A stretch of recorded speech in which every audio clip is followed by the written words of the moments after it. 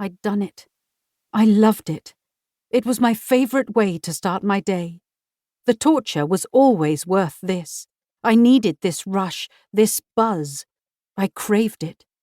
I was addicted to feeling this alive. This is the time the seagulls would normally laugh and hug goodbye, some of them dancing on the beach, full of happy chemicals, smelling of the sea. I pulled on my thick onesie and zipped myself in, feeling the softness of the fleece against my skin. I hung my wetsuit on its hanger on the back wall and stuffed my sandy wet towel into my rucksack. I could have run home in my wetsuit, really. It was only 2 minutes to South Green, but I liked to get wrapped up, to take my time, to enjoy it. After all, David would be at work by the time I got back, so I wasn't in a rush.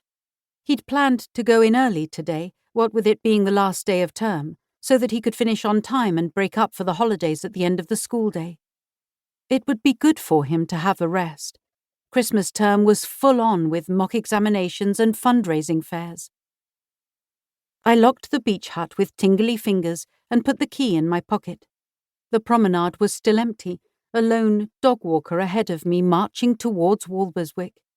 I'd have to take Dodge out later, once I'd showered and dressed.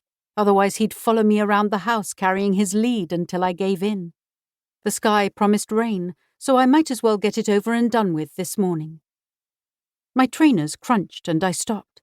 Glass littered the walkway underneath a streetlight. Looking up, I saw the hole in the glass canopy. There'd been a spate of vandalism recently, apparently, according to the town council. At the last meeting, I'd taken the minutes, while the councillors bemoaned bored kids, taking aim at streetlights and CCTV along the front and on the pier. I'd listened to the fact that the kids also kept stealing the coloured cones, marking repair sites, and had smiled to myself, thinking they'd probably ended up as drinking trophies in someone's bedroom. The ones on the northern side of the pier had to be replaced twice over the previous weekend. While I didn't agree with it, I could sympathise with the kids. There wasn't a lot for teenagers to do in Southwold. Our twins had started yearning for nightclubs a few years ago, and they'd had to go further afield.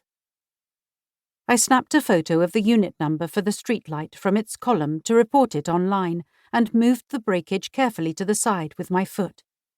I'd called Jeff, the street cleaner, when I got home. I had his number on the council contacts. There was a delivery van outside the Red Lion. George, the landlord, was lifting boxes from the back and stacking them on the bench table nearest the door. "Good swim this morning, Belle," he called.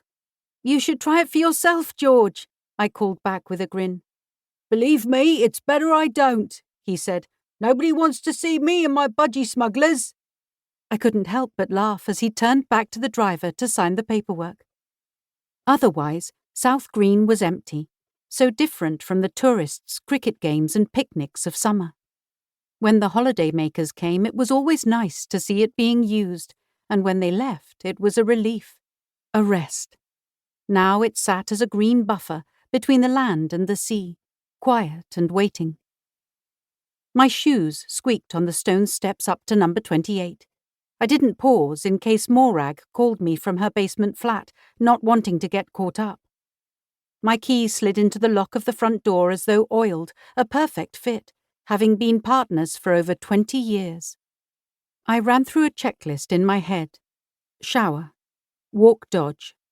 Finish off the website content for a medical client I'd won, promoting their practice in Norwich. The last job before I put my out-of-office on for the Christmas holidays.